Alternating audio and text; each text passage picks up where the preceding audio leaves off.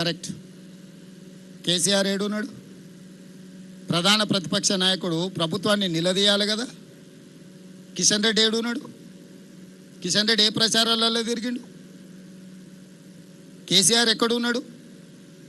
నేను నా మంత్రులను అందరినీ, ఒక్క మంత్రిని కాదు, మా ఉప ముఖ్యమంత్రిని, సాగునీటి పారుదల శాఖ మంత్రిని, మా ఎక్సైజ్ అందరు మంత్రులను, మా వ్యవస్థ మొత్తం ఇక్కడనే ఉంది. నేను యాజ్ ఏ టీమ్ లీడర్ అక్కడి నుంచి మినిట్ టు మినిట్ పరిశీలించుకుంటూ మా టీంకి అందరికీ నేను సూచనలు చేస్తున్నా. గతంలో జరిగిన పనులల్లో ఎక్కడైనా వాళ్ళు ఇట్లాంటి ప్రయత్నం చేసిండ్రా? నన్ను అడుగుతురు కదా ఎన్నికల ప్రచారంలో. హరీష్ రావు గారు దుబాయ్లో పోయి దావతులు చేసుకోలే. హరీష్ ఏడున్న ప్రమాదం జరిగినప్పుడు హరీష్ పాస్పోర్ట్ ఒకసారి బయట పెట్టమను. ప్రమాదం జరిగిన తర్వాత హరీష్ దుబాయ్లో పోయి దావతులు చేసుకున్నాడా లేదా? ఈరోజు ఎయిర్పోర్ట్లో వివరాలు ఉంటాయి. కాదని మనం హరీష్ని అవన్నీ తీసిన బయట పెడతా. అధికారికంగా ప్రభుత్వం నుంచి లేఖ రాస్తా. ఈ ప్రమాదం జరిగిన తర్వాత హరీష్ రావు దుబాయ్కి పోయి అబుదాబీలో 2 రోజులు దావతులలో మునిగి తేలింది హరీష్ రావు కాదని హరీష్ రావు గారిని చెప్పమను. అబుదాబీలో దావతులలో మునిగి తేలినోడు అంత దిగిన తర్వాత వచ్చి మేము ఇన్ని రోజులు ప్రమాదం సంఘటనలో ఇబ్బంది కలగకుండా ఉండడానికి రాలేదంటున్నాడు. మరి ప్రమాద సంఘటనలో ఆయన వస్తే ఇబ్బంది జరుగుతుంది అంటే ముఖ్యమంత్రి వస్తే ఇబ్బంది జరగదా? ముఖ్యమంత్రి వస్తే ఇంకా పెద్ద ఎత్తున అంత రక్షణ వలయమంతా ఇక్కడికి వస్తుంది.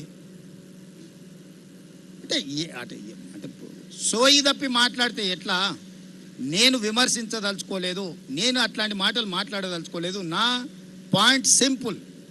అత్యంత దురదృష్టకరమైన ప్రమాదం జరిగింది. ప్రమాదం నుంచి ఎట్లా బయటపడాలి, ప్రమాదంలో నష్టపోయిన కుటుంబాలను ఎట్లా ఆదుకోవాలి, జరిగిన సంఘటన నుంచి ఎట్లా బయటకు రావాలని మేము ప్రయత్నం చేస్తుంటే ఎట్లా బురద చల్లాలి అని వాళ్ళ మెదడులో ఉన్న బురదంతా తీసి మంత్రుల మీద.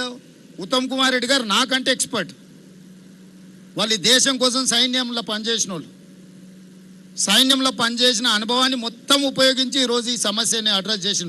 నేను వచ్చుంటే కూడా ఈ స్థాయిలో ఇన్ని ఏజెన్సీలను నేను పూల్ చేయలేకపోతుంటే, ఇన్ని ఏజెన్సీలను పిలవాలన్న ఆలోచన కూడా నాకు రాకపోతుండే. ఉత్తమ్ కుమార్ రెడ్డి గారికి ఉన్న ఆర్మీలో ఏదైతే అనుభవం ఉందో, ఒక సైనికుడిగా పనిచేసిన ఉత్తమ్ కుమార్ రెడ్డికి ఇట్లాంటి క్రైసిస్ని ఎట్లా అడ్రస్ చేయాలనో is expert on that.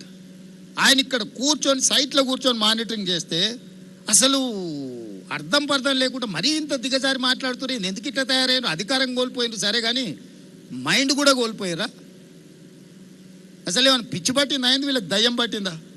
Abdullah ఏదైనా మన నల్లమల్లలో ఈ దయ్యాలు వదిలించేటోళ్ళు ఉంటారు కదా, ఏమన్నా ఏ పాకులతోనే ఏమన్నా చెప్పి, నీకు తెలుసు కదా కొంతమంది భూత వైద్యులు, వాళ్ళతోనే ఏదైనా చెప్పి సరే.